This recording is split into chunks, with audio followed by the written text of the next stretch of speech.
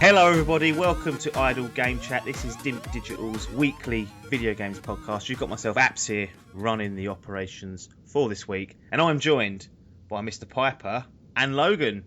Gents, how you doing? Hello, yeah, good. Excellent, Mr. Piper. Yeah, not too bad, not too bad. I remembered to go second. I wasn't sure because we didn't actually discuss it first. I was wondering whether he was going to jump in, or I couldn't remember whether Logan definitely always goes first on the intros or not. So it's a bit of a commit, and then if Paper bumbles in, then look, I can do no wrong. It's always going to be your fault. So it's always the person that goes, that's what ruins it for people. But this was almost the podcast that never happened due to some scheduling conflicts, which has been an aggravation. But we are here. News-wise, not actually a lot happening. I mean, I was scouring the internet, trying to find something of note to pick up and look at. But EGX dead. That's the thing, isn't it? EGX is going on in the UK, in Birmingham, and we have not been invited back for a second year, so obviously gone Thank down. Did you not enjoy that last year? It's fucking dead, wasn't I? Oh yeah, you didn't feel well. I was fucking dead. Yeah. Biff didn't like it either. I think it was a bit of a... If it was in London, I think we'd all go. But the fact that it's in Birmingham, let's stay up there a few nights. It's like, I can play these games in a few months. And the time you get with them, you can't really come back and say anything other than, yeah, I think it was good, but I don't know. And you spend a lot of time and money going there. That's the problem. It's a good experience. I mean, unless you really want to get involved in the whole shebang, playing some retro games and speaking to people, and I think unless you get involved in the whole thing, it's not worth it. And if we're just, as you say, like last time, James wanted to play a few games and I wanted to play a few, and you play them and then you go, and then you look at the queues for some of the other games you don't really want to play and you go, well. Yeah, it is tough, but maybe we will go back if they do one nearby. That would be good at going. There actually is one thing I wanted to bring up off the bat, news-wise. Now, we've got all this 4K nonsense going on. We've got this PS4 Pro going, it'll be a 4K console, and then within 10 days going, well, it will, but a lot of games won't run natively in it. Microsoft then come out and go, well, the Scorpio will. That'll run most games natively. All of our Microsoft games will, and they've really just shit on Sony with that. Do you think they see this as an opportunity to sneak in and go, look, now we've got the Big Daddy console. It won't come out for another year, but we've got the Big Daddy console now. Look how powerful it is. Or will they, by releasing a year later, are they going to already be too far behind on this sort of mid-gen upgrade? What do you think, Paper? For me, yeah, the middle range console, when they always bring out one in the middle of the year, I think it's a bit of a pointless battle, really, because people have already chosen their sides for that generation, and I don't see people really wanting to change. So just because something's got a little bit more capability, a lot of times it comes down to what we always say, what your friends are playing or what exclusive you're having, and Sony have just destroyed that this year, or this generation so far. So it's for me, it's one for Xbox to try and shit on Sony a little bit, and you never know, they'll get a handful of people that go, oh yeah, I'm going to go across that then. But generally, I think people made their choices not so long ago. We've had people in our group of friends buy PlayStations over the last couple of weeks. Amongst all this news, so it's not really making that much of a difference, I don't feel. No, well, you say that, but last 2 months, Xbox One outsells Sony. It's the first time consecutive months that they've outsold them. So, wow. Logan, is the tide turning, or are people thinking, right, it's time to pick up a second console now? And that's how that's happening. It's probably a bit of both, isn't it? I mean, I don't know how many serious gamers out there. I mean, look, I would class us as serious gamers in that, I've had 2 consoles for a little while. You've had 2 consoles for ages. I want to. That's because you lot all went and got an Xbox One. Cost me. Yeah, and then everyone went and got a PS4 and cost me. So you should have picked that from the start, and then everyone would have been happy. Because what are we all playing now? PS4. Yeah. I don't know really. I think the Xbox One S, if you like, or the slimmer version. Look, £200 with FIFA 17. You can get that at Tesco's. Look, mate, they're giving it away. That is ludicrously cheap, essentially, because it's got a UHD drive as well. So all the people because they cost about £300 on their own. Look, mate, I'll tell you what, it's simple mathematics. If I was sitting here and I hadn't really got a console or whatever, and I'm going, do you know what? I fancy playing a bit of FIFA or whatever. So I think it mainly appeals to those casual gamers, and then they get a deal like that, and you go, bam, job done. That is an impulse buy. Yeah. That is in that range. We've talked about it before, so people will do it. But I just want to go back to the PS4 Pro Scorpio debate. Yeah. I'll tell you where PlayStation have gone wrong. What? Where are these teraflops? Yeah, but no one knows. They don't do anything. Doesn't matter. I know it doesn't matter. You're right. Marketing wise, it does cost them. And they've come out and they've gone, well, it's just up res really, and it's the people. They don't know what it is. They don't know who it's who wants it. They can't even tell us who should have this. Whereas Spencer was very clear that. I don't know if they'll change their tune when they realise no one's got a 4K telly. But if you've got a 4K setup, Spencer was very clear that that's the way to go, is to go with Project Scorpio. If you haven't, don't worry, you won't get left behind. Everything's happening. Whereas Sony was sort of like, yeah, it's got that, and it can kind of do 4K, and it's got HDR. That's £1,000 telly, though. And I don't think they know what their target audience is there. They've panicked and gone, get that out. I don't know. It's sort of like halfway in between everything. It's not really dedicated to anything. It's not particularly more powerful. It's not directed necessarily by the sounds of it at VR. It's a bit of a mid-range console. I don't know what the point of it is. I don't really see what niche it's appealing to. If it's appealing to if you go right in the same way that Xbox have done, right, they go, right, this is for the 4K TVs that we're all going to be using in it, coming up, so that's what it's for. It's going to look amazing. Go and get yourself one. You go, right, that's what we're doing. But yeah, what they've talked about recently is just a bit wishy-washy, isn't it? Yeah, it's both wishy. It's a bit confused. It's muddied the waters for sure. We will see come November when that comes out what sort of reception it gets and whether the impact of getting one is big. I think that's what it's going to come down to. There's been a lot of sitting and waiting, going, right, what's it actually doing? Because you're taking a chance on a promise of other developers making it work. So you have to consider that when you get this. It's not necessarily going to make things that much better. One last piece before we get into the agreed agenda. Oculus Touch controllers finally going to be released. So they're little handheld objects that you could use, almost like a much better version of the PlayStation Move. And basically, instead of using a controller, you use these two sticks and you're going to get a much more immersive experience. They come in at 190 UK pounds. Fucking hell. Now, considering the Vive itself was always the big high-ticket item, but that included everything that you'd want in it pretty much out the box, Oculus not only took ages to get the touch controllers ready, they come in at nearly 200 quid a pop. We get two, but that seems, to me, borderline suicide when people already know that if you want the best version, it's the HTC Vive, and then for the mid-range, it was the Oculus. But now with this added cost, I kind of think, Pipe, they've maybe shot themselves in the foot there. We know the VR sales are drying up anyway. All the early adopters have got it, and sales are slowed right down. So it's not like it's not taking off by any means. Both of them are struggling a bit, and this won't help. Yeah, no, it is strange, and you're right. It is drying up. People, as you said, the early adopters have gone out and got the VR, so they're playing it. Yeah. It's just the thing with VR is it's one of those things that it has to be amazing. It has to be perfect. You have to be so immersed in it. And yeah, if you're going to spend the money, you go to HTC. If you don't on the cheap, you get the PlayStation. And as you said, the mid range is the Oculus, and they are pulling their prices basically in line with the HTC means that people that understand what they're looking at, or people that you'd hope that type of money, people go out and do a bit of research, would go, right, the HTC's clearly got better reviews, let's go with that one. I'm only spending a tiny little bit more, not the same price. So yeah, I feel I don't quite understand why they've done that. Maybe are they going to start doing package deals where if you buy everything and then lowers it down? But I don't know about that part yet. No. Yeah, I mean, to put it in perspective, HTC Vive costs £759 UK pounds following Brexit price jump. Oculus costs £549 on its own, and with the touchpad, with the touch control, Oculus Touch, £190 brings it up to £739. So they've saved £20 for an inferior bit of kit, and it's a big investment. That sort of money, you want the best, surely. Yeah, exactly. So yeah, you'd think that people you'd see that, even though we said the sales are dried up, but it would be interesting to see post now where those sales go. Will Oculus dry up even more, and will HTC Vive benefit off that?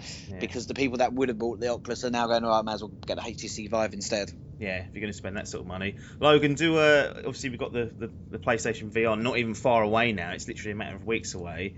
Biff's already got it on pre-order. We'll get his thoughts on that. Do they stand a chance in this market, just considering how much lower the price is, or are they going to get stung when people put it on and go, oh, it ain't like the Vive, what's this, 3 out of 10? Or will price be like, well, no, it's a cheap experience, it still works, go and get that 350? I think they probably need to make their position quite clear on it. I was actually talking to Biff about this the other day. And I don't allow private conversations between Dimp engineers. Why am I not included in that? And he was saying, it's only an HD screen, and everyone's going on to 4K. He's like, my VR is actually going to be less than the TVs that we'll be watching. It made me laugh. But already moaning about it. Yeah, I think, look, it's all about marketing, isn't it? I think if they clearly market that, if it is going to be less of an experience, because it must be surely, but without playing them all and sitting there and going, right, that's definitely better. Yeah. Look, you pay for what you get for. Generally, I think it's a good indicator of what you're getting. So I don't think.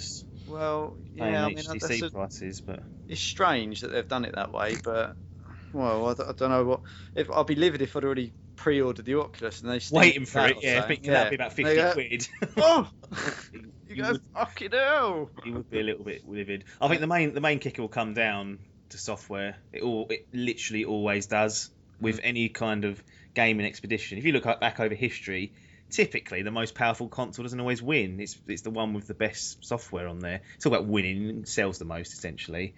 So it'll be interesting to see where the developers go with it. Do they look at where they've got more units of an install base, or do they look at potential with Vive, what they could do a lot more with?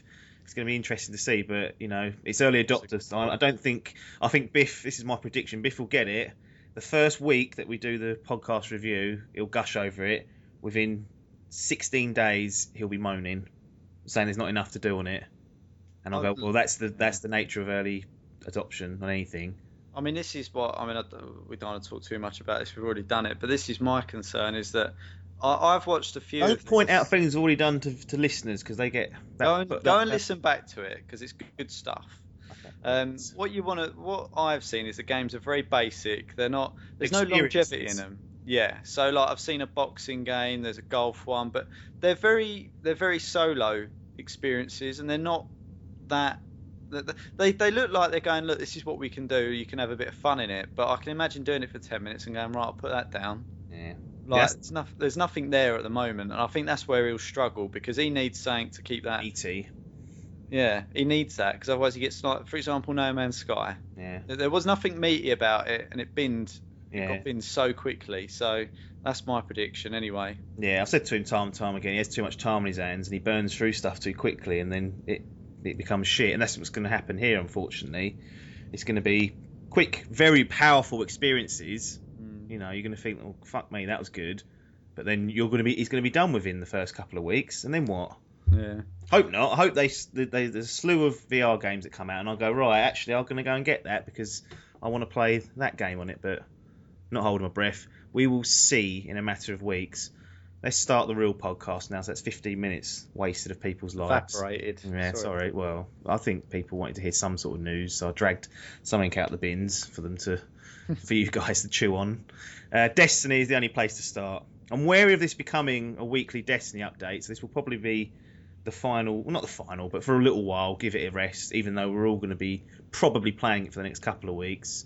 Now, I'm going to start with Paper because, this is the guy that when he first saw Destiny around Hall's house, he goes, it looks like COD on crack. Not interested. Still a good observation, I feel. Well, if you like crack, then you'll like this. But it's you've gone out and bought the collection. Basically, everyone in the Dimp clan's got Destiny the collection, apart from Adkins and Biff. Not two big casualties, I'll be honest, but there's better replacements in there. You got lappers in there. You don't need. He makes up for 3 of that lot. Just have him once. But you've gone out and bought it. You wasn't impressed when it was first launched. It didn't seem. It was like, well, I'm not interested in that. I never will be. What on earth's happened here? Because you've done almost, I feel like, a 180 or at least a 145 where you're going in the other direction and enjoying it. Yeah, it's a strange one actually. I really don't like FPS games, and mainly because I'm shit at them. So if you hadn't disclosed that, I'd have said it for you. Yeah, no one likes something that they're no good at. So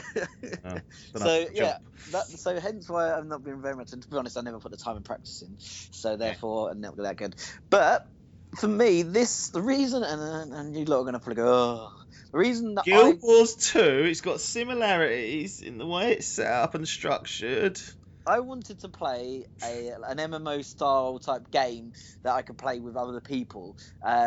That within the Dimp crew, and that wasn't going to ever happen on Guild Wars 2, but that is going to happen on Destiny, because Hall is addicted to that shit. So it's and there is similarities in terms of an MMO where you are collecting resources, and you can build your guns up and you leveling up and stuff like that. And so for me, that was the bit that pulled me into the game. Now that I'm playing the game, now I'm sort of starting to pick up some sort of skill when I'm playing like first-person shooters. I'm actually really starting to enjoy it. I was playing it for the last 2 hours before this call with Hall, which is both on the PlayStation in the Crucible. And that's competitive stuff as well. That's definitely not in your wheelhouse. Crucible is competitive multiplayer. That is something that I think you actually try and avoid sometimes, unless it's Battlefront. So to hear you saying that you were sitting there playing that is shocking almost. Yeah, I tried to play the game the other night by myself, and I got a bit bored because I was on my own doing it. So it's not. I'm still not drawn in just to sit there on my own playing with other people. When I'm playing with other people that I know in there as well, and enjoying the experience, I'm really getting into it. And actually, the mechanics behind it are quite interesting and so forth. So yeah, I think it still is COD on crack. But you know what, at crack, it can become addictive. Yeah, and there's a lot more to it as well. I think that was where, now there is anyway, it feels like there's a lot more to it in terms of, I've spent an hour pissing around joining a faction, which to most people is irrelevant because it doesn't really make much of a difference, but I liked the option of doing it. I went and explored the tower and didn't buy an emote, found a new place to change my emotes out, and it's just pointless little things that I enjoyed to add a little bit of originality to my character and personalize them a bit, because they are a little bit generic looking. There's not a lot you can do with them, so to add things in the background and have these little side quests that will pop up for whatever, and you'll get them and grind up. I'm enjoying that. Logan, you were quite clear a couple of weeks ago that you weren't coming back to Destiny. You said you've done your time there. I've had enough of it. It's a finished product. There's no point in me going back. I was giving them enough money as it is, was one of the quotes that came out. You have also done. Well, you've done a 180, you've gone and bought it, so what's going on there? Yeah. Well. Look, the way I saw it was that I've already done excuses round installed. I've already done half this game. Why do I want to go out and pay more money to do another half of this game? Yeah. But I think I was doing a bit of reading on it. They've done a lot, and going back to it, a lot has changed. Yeah. And that is my first sort of impressions of it. That it isn't the game that I left. Right. It is different. Grown up. It's matured. Yeah. Well, I think as I said, you left it as an acorn. You've come back in as a tree there, an oak tree. Yeah? It's. I feel overwhelmed by it at the moment because I expected to come back to something that was very similar, and I knew what I was doing, but it's elements of it where I'm sitting there going, what am I doing here? What's that about? What's this? What's that there now for? What? So I think there was an element of not getting it. I was cutting my nose off to spite my face. I think by saying to myself, I've put 80 quid in and endless hours already, I ain't doing any more. Yeah.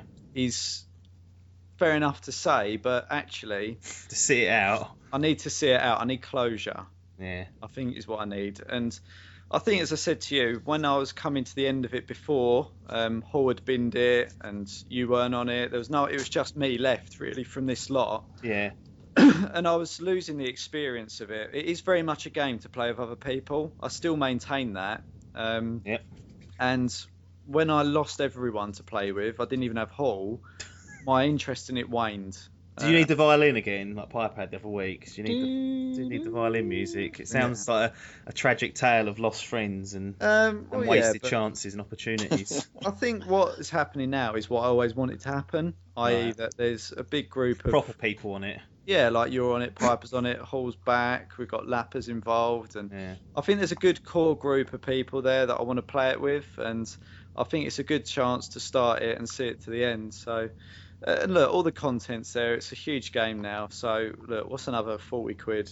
And if I get a load of pleasure out of it and I get closure and come out of it and go, right, that was what I always wanted, then it's money well spent. I think you're right as well. Like the point that's pulling people in at the moment is because there's a group of us there and we all want to do things where we can play together, like not just things in the Crucible, but we want to do the raids and the strikes and stuff like that, where we're doing it together. Me and Apps at the moment, we are playing through the story. What story's there? It's improved apparently. It's still fucking light touch bollocks. Yeah, but there's lots there, but there's lots to do with your mates. And you can have 2 people there. As long as you've got another person, there's loads to do. You can have 2 to 6, and that's loads. And our group at the moment is about 8, so probably too many, some would say. Yeah. What are you looking forward to doing most? Is it these phantom raids that have been discussed and are trying to be penciled in at breakneck speed? Is that what you're aiming for? Or are you happy? Do you want to get through the campaign and then move on to the Taken King content, and then the Rise of Iron content? We don't really know what that's about yet. What's your main driver here? I want to do the story, but I'm not going to rush the story. I'll just plod it along at its own little pace. For me, I'm looking forward to getting 6 of us together and doing a raid. Equally, I'm looking forward to having 6 of us playing in the Crucible, 6 on 6 and stuff like that. Mate, as soon as you get the stress of one of them raids, you'll realise that you don't need that in your life. Go back to doing patrols on the moon. Go back and doing that. Well, we'll see. I can always put my hands up and say, yeah, I'm shit, but there are people like you who are actually quite good and getting blocking the door, Apps. I'd be rattling. I had a moment of stress where I just needed to get rid of it, and Apps was unfortunately the closest man to blame it on. Yeah. Got blamed for blocking apparently, even though I was crouched down. I'm still confused as to why you're crouching. Because, and I explained this on air, and I explained it on the night, because I knew you was behind me, and I thought if I crouch down, you can shoot over my head.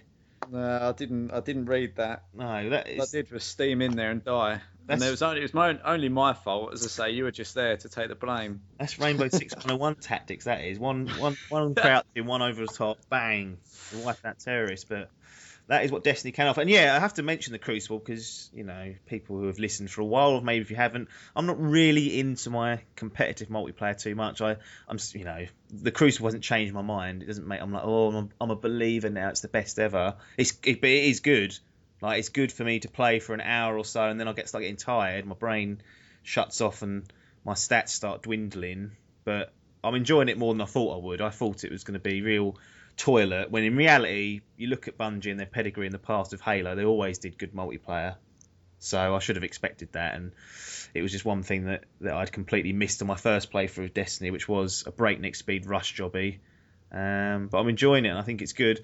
One last thing I wanted to speak to the pair of you about, and it's going to be slightly different questions, but around the same topic. Mr. Logan, Destiny 2 will obviously appear at some point in the next year, 18 months, we'd expect, maybe 2 years, who knows. So I want to support this. Based on how you've got to this point now, i.e. you've bought the base game once, you've bought 2 expansions on top of that for another £40 or £35, I can't remember what the discount was now, and then waited a couple of years, gone back and bought the collection, which has those 2 DLCs plus 2 rather meaty ones, and you've come back and the game has changed for the better in most people's opinion. Do you even consider getting Destiny 2 day one? Or do you say, right, to be honest, I enjoyed my time the first time round, but you've shortchanged me a little bit in terms of your content, because now I've picked the whole lot for 40 quid, half the price I paid for vanilla and expansions, which were a bit light touch. I think look, I'm going to do a lot of research. I didn't expect... What, on Destiny 2? So you're not going to jump in? Well, I say that now. That is all I'm going to do. What I want to be doing this time... I'll give you the rope, you can hang yourself. This is what I do. So, I don't feel like I made a mistake playing it before. because I really enjoyed it. Mm-hmm. And look, I make no bones about it. If there was us lot playing it from day one through to expansion packs, I would have stayed with it. You'd have spent a fortune though. Yeah, okay, yeah, I would have done. I think it's quite clear that the vanilla version, was not enough. Yeah. I think that's obvious. So I think if there is enough content, by the looks of it, I would be happy to get it day one. I've got no problem with paying for expansions. Right. Because you could get every game, like The Witcher Few, for example. You could wait until all that's come out and then get at the end. You could do that with almost any game. 900 hours in that though. But I think, mate, there is that in Destiny. Right. No, the difference is, and this is what I would always say. You know, I had my grief with Destiny when it first came out. You know, you can put 400 hours into it. Ludicrous. Yeah. But the 400 hours he put in was 15 hours multiplied by whatever numbers required to get to 400. Yeah. So like The Witcher, everything was unique. The quests, you know, that's where I draw a line. If someone goes, well, you can put 400 hours into it, I go, yeah, you can, but you're doing the same thing over and over. Yeah. And that's where I think there's a big difference in game design. And, you know, I'm not necessarily saying doing the same thing over and over is a bad thing, but I can never say, they're on the same level in terms of content, because they're just simply not. The effort's not been put in there. No. And yeah, you've got multiplayer and whatnot, but it was definitely light of content. It definitely was, and I think the way that they've structured the release of the content is unacceptable. It is though, isn't it? Turned on them. No, this is my honest opinion of it. Is that the way that they didn't release enough at the start, and then what they did release in the first 2 expansions wasn't enough. Did they have a season pass, or did you have to buy each expansion as it came? I can't. There was so there was an expansion pass, because I remember you bought it, and as Paul mentioned last week, he only bought the first one, and I think there was a discounted price for buying it. So you buy the vanilla game for the 45 pound. I think the expansion pass came in at another 35. I want to say it might have been 40, and then if you bought each expansion pass separately, they're 20 quid each, something like that. And then a year later, the Taken King came at 25, 30 pounds. Rise of Iron, I don't know how much that is to unlock. I'm assuming another 25. So if you've had it from day one, you've had to outlay a lot of money, and you've had to go through some quite stringent changes in its structure, where they almost kind of go, right, bin what's happened before, let's start again almost. Yeah. The Taken King drops, because they fundamentally changed things for the better there. They obviously realised something was not going well. I thought, it basically, in my opinion, I played a lot of the same missions over and over again, and I'm not going to lie, I got bored of doing that. Obviously, you will do. But I quite liked the later DLC they released. I thought that was good, with all the reef and everything that was going on there. I thought that was... That House of Wolves, was it? But that should have come... Yeah. Second. That definitely should... That should have been... I would argue that should have been out the box. Yeah, or even out the box. I mean, if that's there, and you've got the Vault of Glass, and you've got House of Wolves, and you've got all that going on, then there's enough there for you to keep doing, and there's enough missions, and there's enough variety. But yeah, I mean, look, if Destiny 2 seems like... I'm hoping that they have learnt their lesson from what has happened with Destiny. Yeah. And, I mean, look, I wouldn't even be against them scrapping it. I'm not necessarily, but shelving it and just continuing on Destiny. I don't feel like there's anything that they can do at the moment necessarily on Destiny 2 that is going to revolutionise clamber mechanic. Get your hand on it. Well, yes. Shorter loading screens. That is poor. You did wait a lot. But I wouldn't want to pay another 100 and whatever quid just for those bits and bobs. But look, there are improvements they could make, but to the whole gameplay, I don't think so. I wouldn't even... If they come out and said we're doing another 2 DLCs for Destiny, I'd go, all right, that's cool. Yeah. But yeah, I think it's just a case of I will be more wary of it. I think that's the point to underline. Yeah. So would you be happy if it was, say, the same vanilla experience? You know, they change things and whatever, but the same kind of structure. Would you be tempted just to go, well, I'm not doing that yet. I'll wait until something more substantial comes along, or do you think you'll get dragged in if 2 others are on it going, oh, come on, I know it's like Destiny, the vanilla version, but it's Destiny 2 now, no one's playing Destiny 1. It depends what else is going on as well. Like at the moment, for example, it's a bit of a dry period for me, so I'm happy to pick it up and do it. If there's other games that are sniffing around, or it all depends what's going on, but I think doing it in a big group like this is better. And one thing that me and Hall always struggled with, really, until we sort of started getting snarled up with lappers, was having enough to do raids. It was just always the problem. I mean, that's one thing that I'd change, is that make bloody matchmaking for that. Yeah. Well, me and Lappers were talking about it last night, and I understand their point where they want to encourage that you're only ever talking to people you quote unquote know. So it encourages communication, but I still just think the option should be there for those that think, I don't want to do that. I'll take a gamble with this randomer. Honestly, it's not a bother for me. It's not hurting you, is it, Bungie? I mean, look, I've done them. I've done a couple. You need teamwork. You definitely do. That is an absolute requirement. But if you've got a load of randomers that are jumping in there, they're not going to spend hours on end. I mean, these aren't quick things. They're not going to waste hours of their life just to piss someone else off. They'll want to do it and win it and get the loot at the end. Like that. That is what they'll want to do. So, the option should be there, because it basically rules out people that haven't got this big group like we have. And that's one of the problems that I always had trying to do the original ones, is that getting that 6 men at a high enough level, because it is really difficult. Yeah, it is a struggle indeed. Mr. Piper, based on your limited experience so far, Destiny 2 rolls around, let's say March 2018, they go, well, let's get it out there, it's a gap. Does this get considered as a day one purchase if others are getting it? Say the same group have got it, you haven't quite got there yet. Do you get it and just take a gamble on that it's going to be enough there, vanilla? So I guess the answer is, if we've got a group of us again, like similar size, then yes, because you would expect it to still have raids and all like that. If it's 2 people getting it, then the answer probably is no. So it's written off, and then you just wait until it all kicks off again, like it has done for us 2 years down the line after the originals vanillas come out, and we've just gone, let's get it, let's all get on it, and then we all get on it. So I don't feel like I would miss anything by not buying Destiny 2, but I feel like it's a good and it is what I needed post No Man's Sky, is to have a good multiplayer game.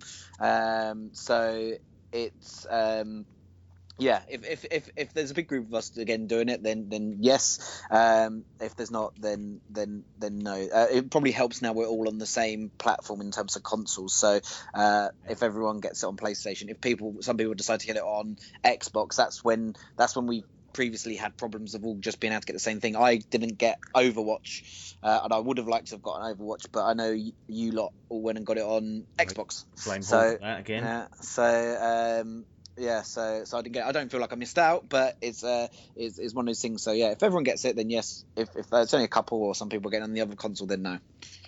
Simple as that, isn't it? It's as simple easy. As that.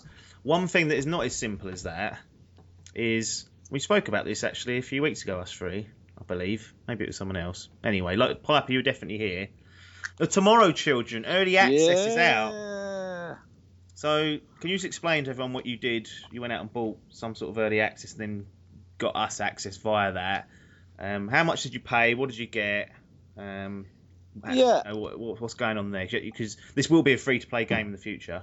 Yeah, and we don't yet know when it's going to be free-to-play. No. I suspect it will be around the Christmas period. But that's just me just pulling a time out of the air. Yeah. So I paid £15, 15 of your finest sterling. Yeah. That gave me access to the game in like this pre-release sort of time frame. Though what they're saying is that actually majority of it's actually done. It's just, I guess, it's just getting people in. What they want to do is get players in, sort of building up the towns and so forth before they then open it out to the free-to-play people that come in. So then it's already a living world before they open it up. I paid £15. That gave me around about, I think it was like $30 worth of stuff. So that include like Freeman dollars, which is in-game currency. It included my papers, which allowed me to get buy extra things at the shops. Build a house in one of the towns. It gave me some equipment to start off with, the best equipment and stuff like that. It's worth noticing the equipment does die off, like in Minecraft, you can use up your pickaxe and stuff like like that, it Go will and craft burst. another. Yeah, you can't. Unfortunately, you can't craft another. You have to buy buy them. it, yeah. So, but you can buy it via, and it's interesting. So you can buy stuff in game with just working. Which I can't remember what the currency's called. It's not the Freeman dollars. It's the other one. Rations, isn't they? Rations, yeah. So Tokens. you get ration tokens. All so the same though. All the icons. Yeah. All You ration. You won't be able to immediately tell we'll you just got come rations. on to that point. Yeah. But yeah, you get ration points in game, and then therefore, so you're working in the town, and you do all sorts of different jobs, and that you basically earn money and so forth. And you can use that equally. There's another form of currency which is called the Freeman dollars, which you can buy outside of the game. This is probably for the free-to-play element, and you can also find them laying around, but very little.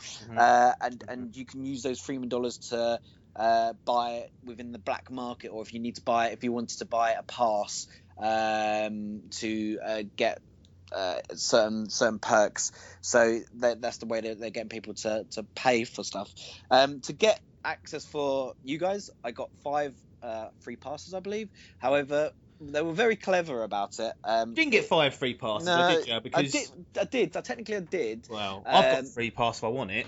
You have now, yeah. So anyone in the game who gets into the game gets up to 5 free passes. Yeah. But the only way to get those passes are to work in the game, so like actually earn in-game currency, and then you do that, you get your rations, and then you can then go to the shop and you can buy a code that I did for you apps, and then you could then go and put that into your PlayStation and redeem that code, and then you could download the game and enter it without all the stuff that I've been given. So you have the vanilla bit said, and then the same was for Logan as well.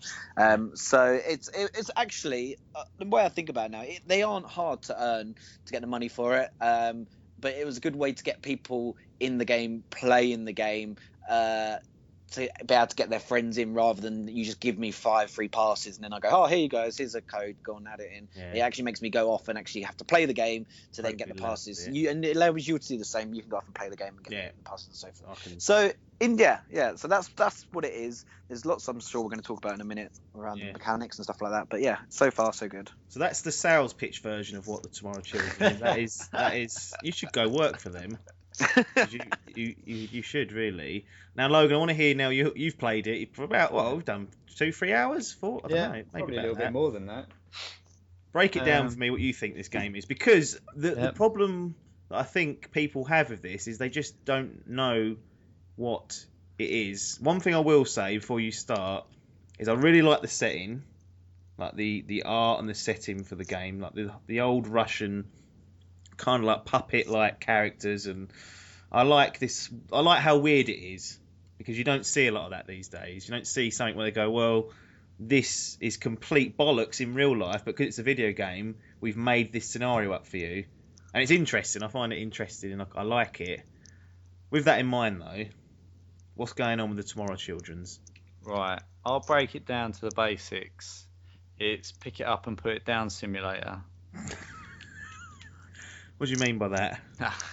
And that is really cruel, to be fair. That is about as cruel as I'm going to get with it.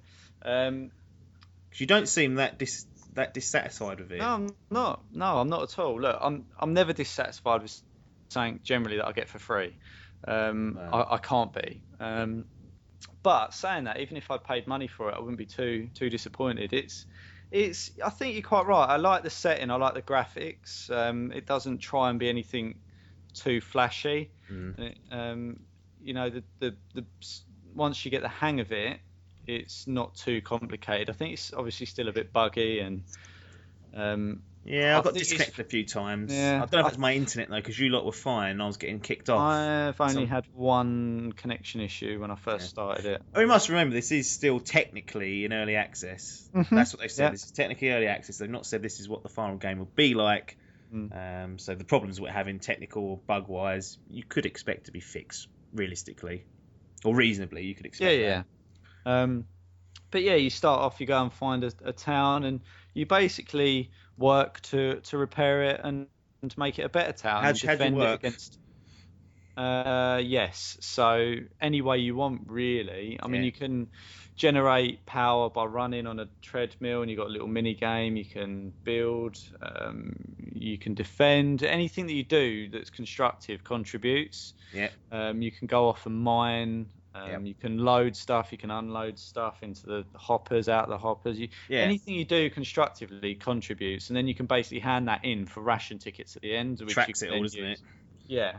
I mean, yeah, it's quite enjoyable to play for it's a pick up and put down for an hour or so job, isn't it? Really, do a little bit and then off you go.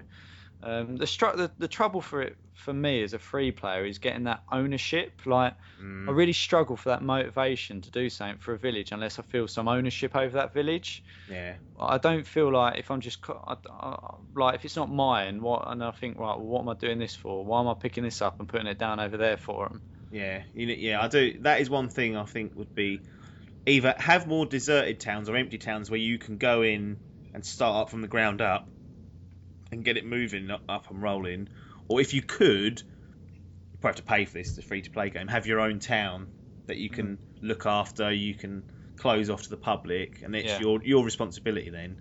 Because essentially, you said what you're doing is you're working for these towns. You mine, you hand in resource, you move resource about. You're part of this. And this is what I really like about it, is that it's so true to the whole ideology of it, is that you're this cog in this big wheel. It's a communist game, and you do feel very involved in that. Yeah, it's like spot on. All the characters are the same looking, so it's like there's no distinction. It's like, you are just an ant in a big ant's nest. Yeah, they do that very well. Shit, isn't it? When you say that for a game, you go, that sounds like shit, but it's actually quite absorbing to play for some reason. Yeah. It's quite satisfying. You wanted us to go back on the other night when we all just got Destiny. You're like, I wanted to go back on.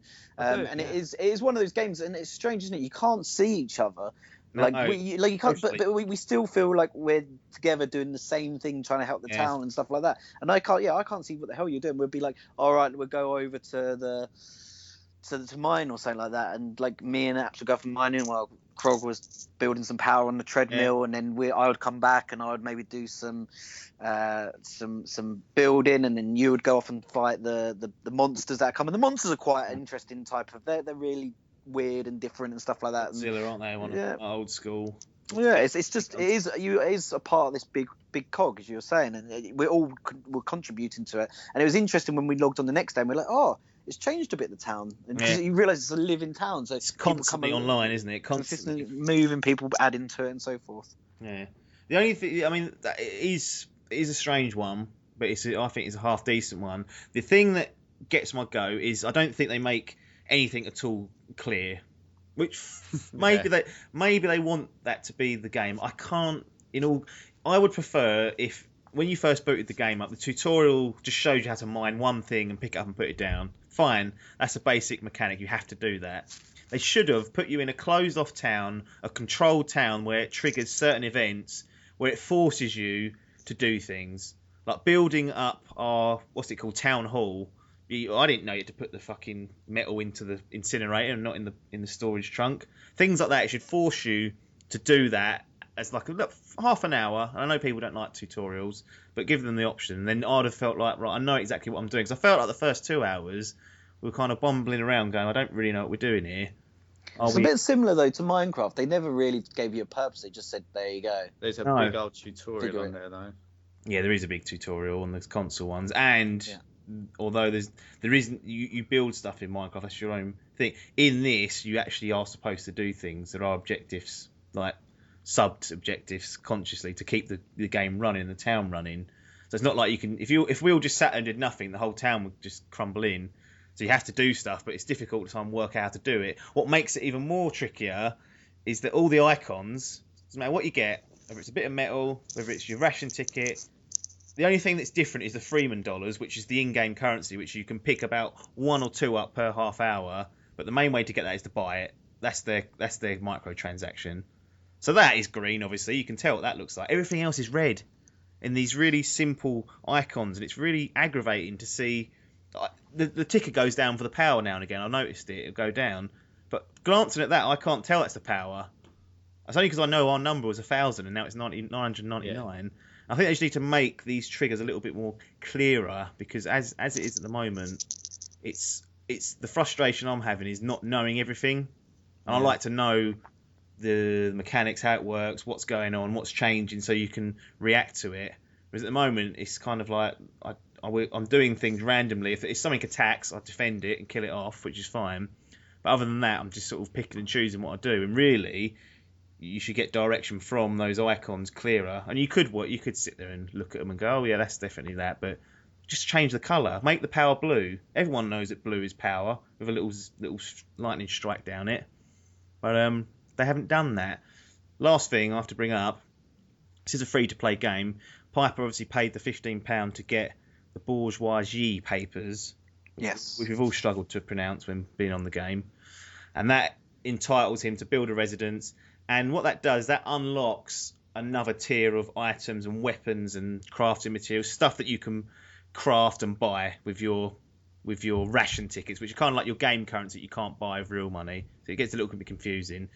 It seems like the only way for me and Logan to ever get one of those papers is to buy the Freeman dollars or pick up the free ones for about 20 hours before we get enough. I can't see if there's an option for me to even work in-game to get them. And I feel like that barrier should be lowered somewhat. But then, I look at it this way, Logan. It's a free-to-play game. Are you really entitled to play most of the game for free? Surely you should expect to pay something. Why do you deserve something for nothing? How much to buy the bourgeoisie paper though? I think you can actually buy the Freeman dollars. I think enough. So you only would pay like what, $3.99 to get the bourgeoisie paper. Still behind a paywall. If it could be 10p, it wouldn't. It's the fact that it's behind a paywall is what will put people off, because people. I think, look, I play a lot of mobile games and they are free to download. But look, if you want the gems or whatever, if you want to upload, if you want to upgrade things quick, you have to pay the money. But what they do really well is that they do give you a chance to actually accrue those gems and things that you need at a reasonable pace. Yeah, I think the balance is off. Sorry? I think the balance is off with the $3 in this that you don't quite get enough. I don't think the balance is there. So, like, on Clash of Clans, I'll save up 250 gems or whatever it is. I can't remember off the top of my head now. Quite quickly, within a couple of weeks. I mean, I know it sounds stupid. I'm not actually physically playing it for that long, but and by then I can get another week's defense on my thing. Yeah. So I think, it seems off to me that you get 3 or whatever on the floor every half hour, and I need 500 to get bourgeoisie paper. Yeah. And I'd just go, right, well, I'm going to have to be playing this for fucking ages before I can do that. And by then I might have lost interest. And as I say, don't get me wrong, I know that I haven't paid any money. I don't have that right to moan about that, really. But I should, if they give me that little carrot on a stick for it, and I know that it feels attainable, then I'll carry on doing it. Whereas if something feels too far away, I'll bin it off. Yeah. It's a conundrum, really, because it's the way it's structured in terms of its design and how you progress is very much like a mobile game, if not a little bit more stricter than a mobile game. As we discussed, it doesn't feel realistic for me to sit there and obtain the Freeman dollars without paying for it. And then, as I said earlier, there's a question of whether, why shouldn't I pay something for this? Like, they have to make the money somewhere. The game, there's an entitlement that, especially, and this is the question I was trying to get at. Console gamers, typically, that entitlement is there. If it's free to play or it's free, I should be able to get most of it willy-nilly at some point. Piper, do you think this is? I think, is it risky to put a game that is very mobile structured and is quite strict with its, in-game currency, i.e. the microtransactions, you probably have to get them and pay something for it. Do you think that could cost them? Should they have made it a little bit more balanced? Or would you, 15 quid and then it's job done? Without being free to play. Yeah, no, then you would have never had to. So I think the game is worth £15. Yeah. What's funny? Well, you started saying something and then gave up on finishing the sentence. It wasn't...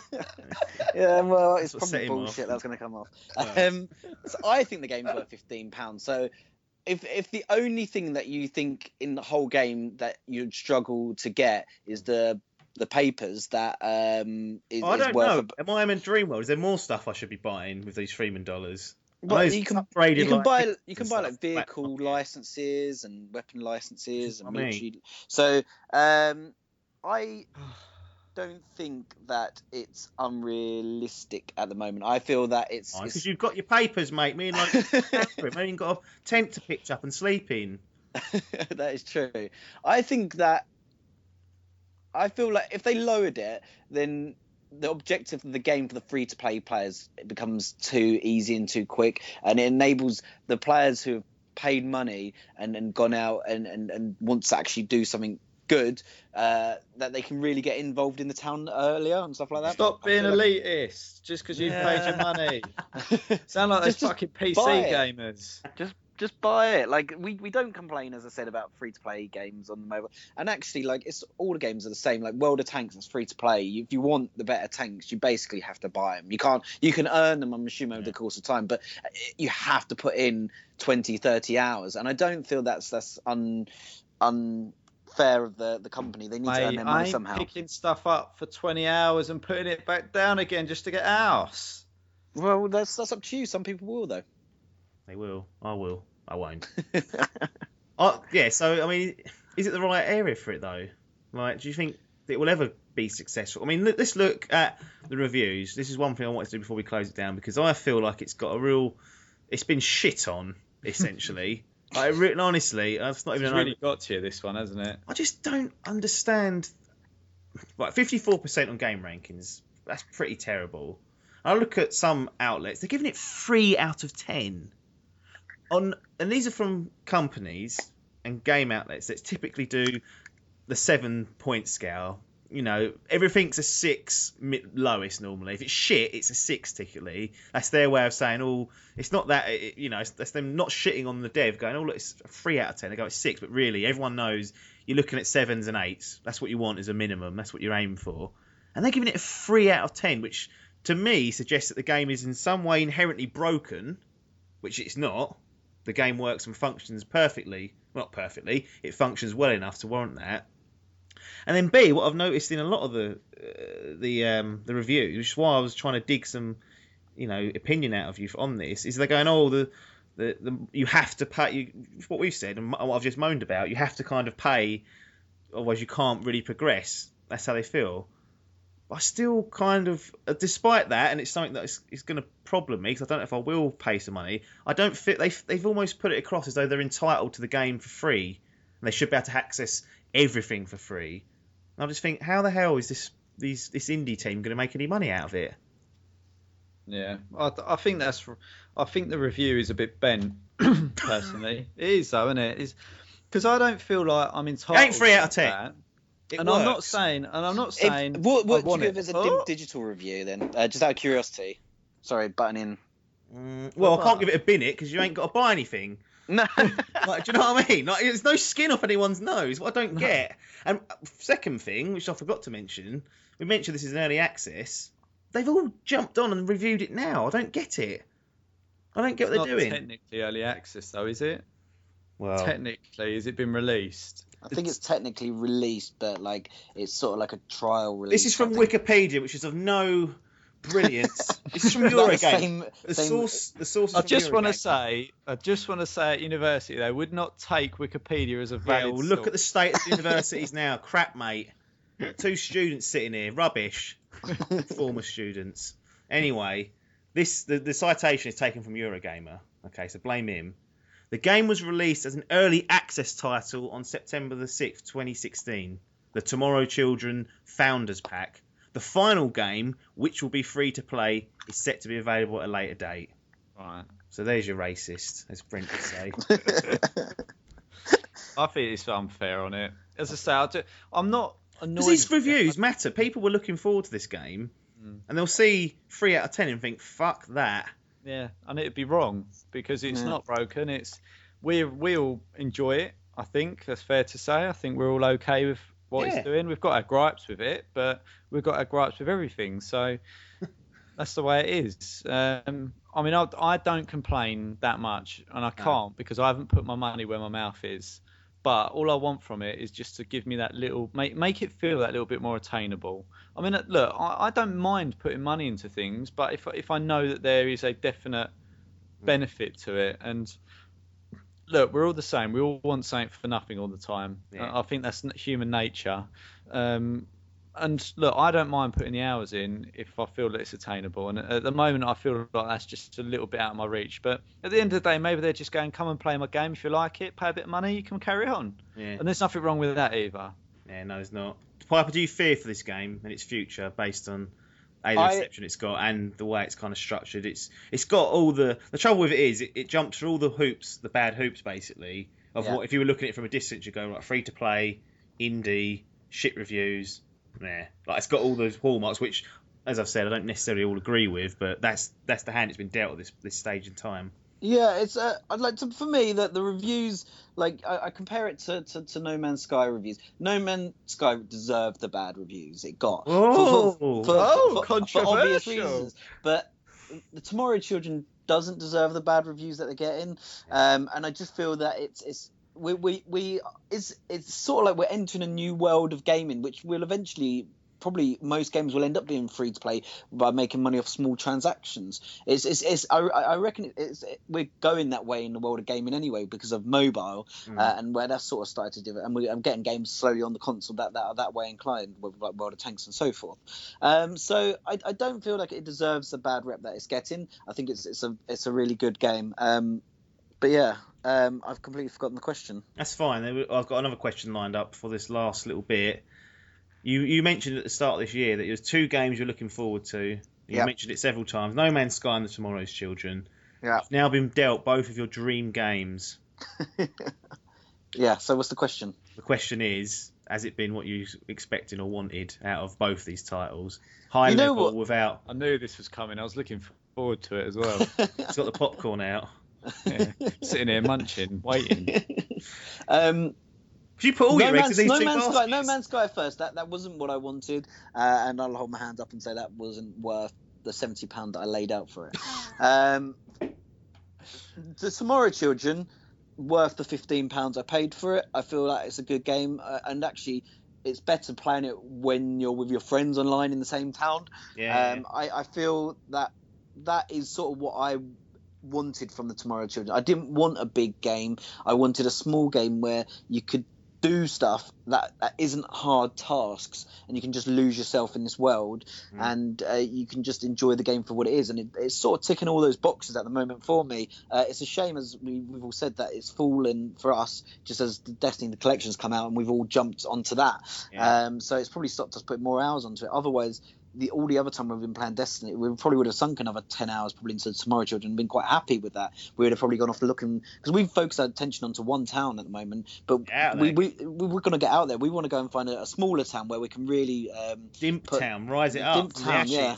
And there are changes coming, and the thing also I like about this game is it is a small team, and Dylan, the person who I knew he was going to name drop him. Dylan. He loves Dylan. Yeah. Dylan does reply to everything you post him on Twitter. To be fair, yeah, he just responds. So you've got questions and stuff like, and you put it out to him, and he'll just respond. Like he's just nice. He's just a decent. He seems like a decent bloke. So for that reason alone, it puts a bit more of a human sort of face behind the game. So for me, I feel that the Tomorrow Children ticked all the boxes I wanted for it. So that one's definitely a thumbs up for me. And I would recommend anyone else giving it a go when it becomes free to play, or even just buying your way into the game now. And we can do that. Yeah. We can buy. No. But I've got a question for you, Paper. Dylan's got him on the payroll. Yeah, he has, yeah.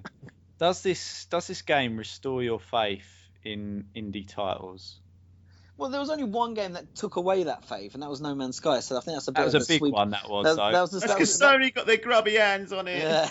Sony got their grubby hands on. Oh, I'll tell you what we should have done. There was a news article that came out about 10 days ago about head of worldwide Sony really took the sting and blamed Sean Murray for really? for the PR of No Man's Sky.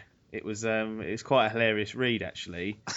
Sony has acknowledged mistakes in the build-up to No Man's Sky release, saying Hello Games' Sean Murray didn't have a PR person helping him. There's a lot more. You can read the whole interview itself, and it was Mr. Yoshida, who's very, very high up in the Sony world, basically. Someone asked him the question, and he really chucked them under the bus, which... Right, poor bloke. Yeah, poor. Well, you say that, he's still made a shitload of money. Yeah, he's rolling in, isn't he? At the end of it. But there we go, the Tomorrow Children. Mixed bag, but I think you're right. Give it a go when it comes free to play, or buy your way in. Just know that you're buying, game content, so it might not be there forever. And then just accept it for what it is. The game doesn't have to be 10 out of 10 for it to be enjoyable. It can be, if you want to do a ranking, it can be 6 and 7 out of 10. You can have a good time with it. Just don't expect the world from it. We will play a bit more of that, I think. I think it's only right that it gets a little bit more game time. Now, we've overrun, which I wasn't expecting. But I can't... Things are getting chopped, and you'll never know what they are, because I'll never tell you. But I can't leave the podcast without discussing very briefly, and it's good that it's brief, because I didn't want any spoilers to creep out on people if they haven't played it, but Journey has been one of this month's PlayStation Plus freebies. Logan has gone out and played it. Me and Piper went out and bought it about 18 months ago, a year ago, played through it, both thoroughly enjoyed it. Logan's then stepped up, had a bit of spare time waiting for Destiny to arrive from Simply Games, and they sent it to the wrong house. Moral of the story. All the story there is commit earlier. Commit earlier, and then get your labels right. You sounded like this is the complete anti-Logan game. This one, I'd say, maybe an anti-Logan game of 2 years ago, especially. But Journey seems to have really struck a chord with you, Logan. Yeah, I liked it. How's that happened? I think recently, or in recent times, games are very highly,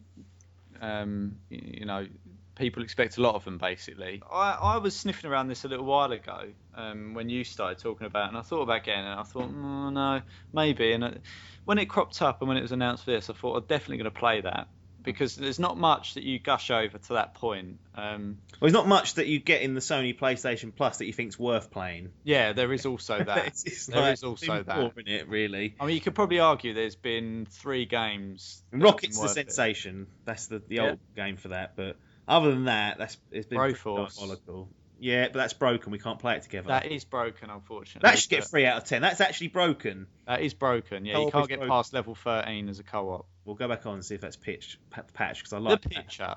Yeah. Trying to sell everything here. Anyway, I quite like the idea of a game that goes, okay, we're not going to make you sit here for 20 hours to 400 hours. We're not going to make you do that. We've got this nice little game, very serene, play it, enjoy it, be done with it. Yeah.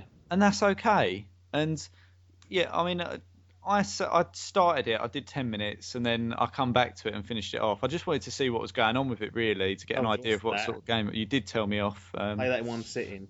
Yeah, but I sat there the other night and went through it, and I don't really know how to describe it, because and I'm going to be very careful. It is a game, but I didn't really feel like it's a game, because I feel like mate. It is a puzzle game. You're not wrong, but the puzzles aren't hard. And it's more like I'm playing through, or I am going through that journey. I'm on that journey with the character, and that is, I feel like I'm passive in that journey, if that makes sense. So I'm trying not to overanalyze it, but it was just, it's a very serene game. It's just nice to play. That's the only way I could describe it. It's nice to play. It's a pleasure to play. It was a pleasure to play it, and I put it down afterwards, and I sat there and watched the credits as well. Fantastic. Excellent game. If you've got PlayStation Plus and you've not downloaded it, or if you have downloaded it and not played it, do it this second. Just do it, and then you can tell us we're all wrong. But it's a great little game itself. Pipe, you said it was like going through the BFG, I remember. Well, it reminded you of that kind of style. Logan, you did say something along those lines, and I can't remember what your comparison is now. It reminded me of the Snowman. Yeah, there. Because there's no dialogue. Yeah. It's all music and imagery and it's very floaty, and there's similarities for me in that, and it brought back memories of the Snowman from when I was a child. Which, it's really odd. The Snowman is a tragic tale of absolute disgrace. The Snowman that is a terrifying ordeal as a kid to watch through that, because every Christmas. Yeah, it's on every fucking Christmas. You relive that. I used to have Snowman and Grandpa on VHS that I think my mum had recorded. Obviously, Snowman, that's a disaster. That ends. This other one called Grandpa is about this little girl. She's like spending the summer or something with her granddad. She doesn't spend much time with him. And they're all having a great time. It's like 50 minutes of good times. He dies in the end. Spoiler, but I was like, why has my mum recorded the two most depressing tales for cartoon television and fed that to me? Mate, they were realists then. You weren't all happy endings. That is the moral of the story. Nothing's always got a happy ending. Learn early. Prepare Learn young. Prepare me for later life. Anyway, Journey, go out and buy it. Great game. And it's free if you're on PlayStation Plus. One last thing before I shut down. There is a correction from last week. Me and Mr. Hall were discussing Super Mario Run, talking about what it could be, the price point and whatnot. We mentioned that perhaps there might be microtransactions in it. So it's a free-to-start game, as they said. Afterwards, you will pay X fee and unlock the game. We kind of alluded to the fact that will there be things for like extra mushrooms? Can you buy microtransactions, cosmetics? In the actual announcement, they said there wasn't going to be any. 0. So correction there. We shouldn't have even tried to talk about Super Mario Run's microtransactions, because according to the big cheese, there's going to be 0. So if there is, then there's going to be problems, but had to get that in there. Game releases for next week. Forza Horizon 3, Tuesday the 27th of September, Xbox One, PS3. Shantae, Genie Hero, Wii U, Jesus, Xbox One, PS4, PC, PlayStation Vita. Darkest Dungeon, PS4, PS Vita. Hitman Episode 5, Xbox One, PS4, PC. Just that and one more episode left, and then that episodic adventure has come to an end. Thursday, the 29th of September. Jesus, my brain is melted there. FIFA 17, Xbox One, PS4, PC. Friday the 30th, XCOM 2 comes to Xbox One and PS4. One of my shrewd picks for the fantasy game draft. Got a good old reception that did. And it's coming to consoles, which is good. Sonic Boom, Fire and Ice on 3DS, Space Hulk Ascension on PS4, Valkyrie Drive, I can't even pronounce that, on PlayStation Vita, Earth's Dawn, PS4, Firewatch on Xbox One. Hyper, you still haven't picked up Firewatch on the PS4? No, that's going to be a free-to-play game at one point. Fucking hell, stop waiting for that. He just moaned at people for not paying him for the Tomorrow Children. Yeah, want something for nothing, isn't you? When I've got 10 hours free, I'll pick it up. You don't need 10 hours. Well, You need half that. I might take my time. You can't with that game. It will let you, but I'll be surprised. Good, decent game. Pick that up if you haven't got it on Xbox One. They've patched in a free roam mode and some developer commentary as you go through the game, so you can walk up to kiosks like you are in a museum and hit the button, and then they'll start talking about that part of the game, which is quite an interesting thing to do. I might go back and play it, just listen to that. Lego Dimensions Ghostbusters story pack. You've also got an Adventure Time level pack, Mission Impossible level pack, Harry Potter team pack, Adventure Time team pack, and the A-Team fun pack. All Lego Dimensions, all coming out Friday the 30th of September. That is it for now. Game over. I will not bother plugging the website, but it's dimpdigital.com. You plugged it. I plugged it because I just remembered that Lappers has put on their Destiny Days, put on there an alpha impressions piece on For Honor, and it's more in depth than what we would have done if we'd discussed it on the podcast. So head over to dimpdigital.com. Not that it was on the menu. It was definitely not on the menu and got cut this week. Definitely wasn't. Didn't get cut. Yeah, that didn't get cut. Nor did Forza Horizon 3, nor did PlayStation PES versus FIFA. That is not. None of that. And if they all appear next week, that was the plan all along. Don't Stretching the content out. Yeah, don't try and get us on that one, punks. Anyway, dimpdigital.com for written, audio, video content. That's it for now, though. Game over. It's goodbye from Logan. Ta-da. It's goodbye from Piper. Toodaloo. It's goodbye from me, Apps. Thanks for your time, and ta-da.